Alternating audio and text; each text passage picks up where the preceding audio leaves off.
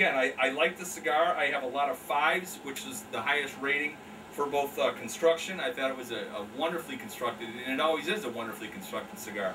It's a very, very appealing looking cigar with the Maduro wrapper that they have on it.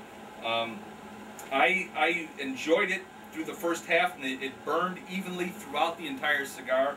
I didn't rate it as high as I would have if I knew it was a virgin sun-grown. And I think that's because of all I've read about virgin sun-grown, and you expect it to be a very good cigar. Overall, I gave it a 4. I have respect for the Ashton cigar in general, but in this particular case, the wrapper and the look was pretty good, but it was a bit veiny, giving it a 4 for overall appearance. It had a hard feel to it, although it was properly humidored, it still had a hard feel. The draw was good, the initial draw was good, the draw remained good. It had a medium body, and it was smooth.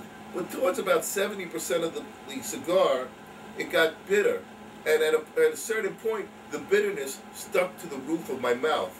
And I had a bitter taste on my mouth that eventually went away, but not too quickly. Towards the last 30% of the cigar. Not until you gargled with the cognac. The cognac, Or cognac. Well, I actually gargled with maple port, and we'll talk about that. Right. And that was helpful. I have to give it a 3.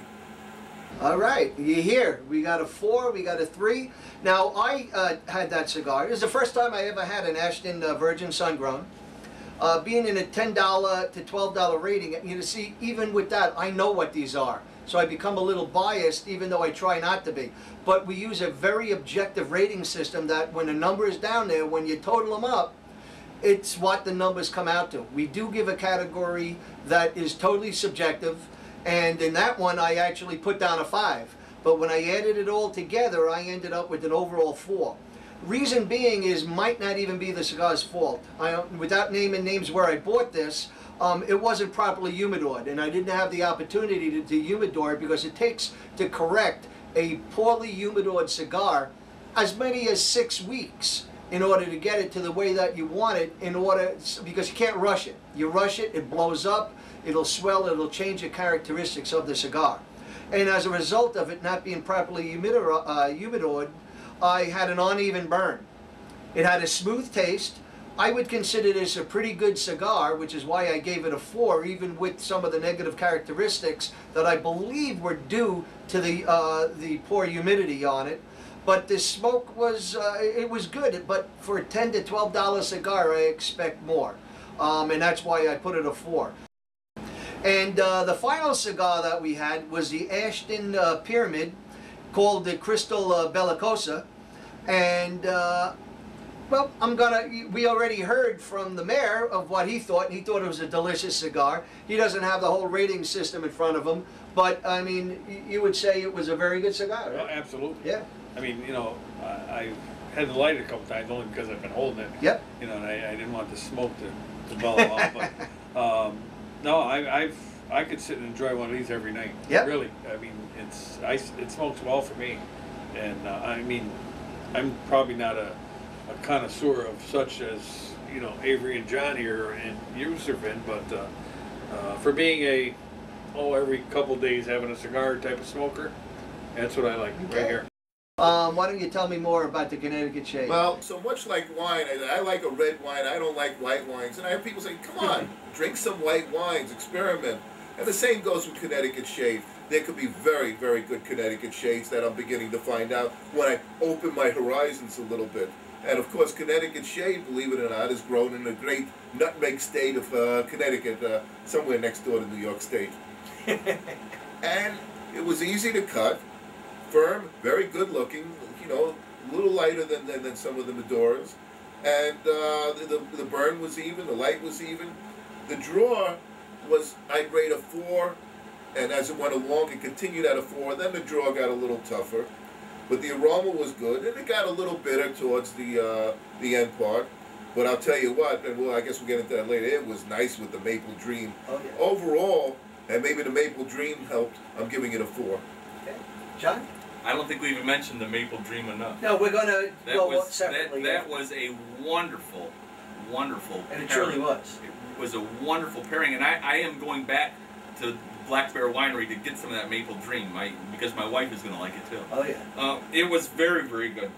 Excuse me. The cigar, I have a bunch of fives with construction, with the appearance of the cigar. I'm with you. I love a Maduro. I always look for a Maduro leaf. When I get a Connecticut shade, I think, nah, it was a very, very good cigar. My personal overall score was a 3 on it, but it was only because I didn't think it gave me as much flavor as I get from Maduro. I rated this a 4. It had awesome packaging. If I just saw it on a shelf though, I would buy it regardless, because it's in a gorgeous glass container. The box is second to none. It's on a scale of 1 to 5, it's a 6 as far as the way that it's marketed and merchandised. The cigar itself had a nice aroma even before it was lit. It had a steady, even draw for me. The one downfall that ended up changing it from a 5 to a 4 was that the last quarter of it became hot and a little bit bitter. And this is where it fell on my sheet, barely from a 5 down to a 4. What I'd like to do now is move to a little bit about the beverage that we had with this. And once again, through the graciousness of Black Bear Winery, a local winery in Broome County, we were given, why don't you pass that bottle over here? Because this is the bottle that we had last week when we tested these cigars. Every bottle so far that I've seen come from this winery is unique. It's a, which way do you want me to point this here? Right there. I want everyone to be able to see this. It's a nice bottle, slim, and it's called Maple Dream. And truly, this was a dream drink. This would be delicious, and it surprised me once again. It had a nice sweet taste. It wrapped around your tongue while you were smoking, and I guarantee it enhanced all 3 of the cigars, the flavor that went with it. It might have changed it a little bit, which could be a difference in some of our rating system, but overall, we thought that it was a delicious match to go with the cigars that we smoked last week. Well, what we're going to do is now we're going to wrap this up. We're going to show on the in the background of the film, in the credits, all our great sponsors. And once again, I'd like to take a special thanks of you, Mayor Bertoni, taking the time and entering into this. Thanks. And coming in here. You guys are great critics, I tell you. I've been sitting here like wow. I mean, well, I'm very simple in my explanation of how I enjoy the cigar, but you know, the bottom line is you like it or you don't like it. And we don't agree all the time. And Avery, I want to thank you for being on a panel. John, I want to thank you for being on a panel. And I'd like to thank all you listeners and watchers. I hope that you take the time and give us a little note. And thanks for being here and enjoying our show, because we sure as heck had a great time. Have a great night, and long ash to you.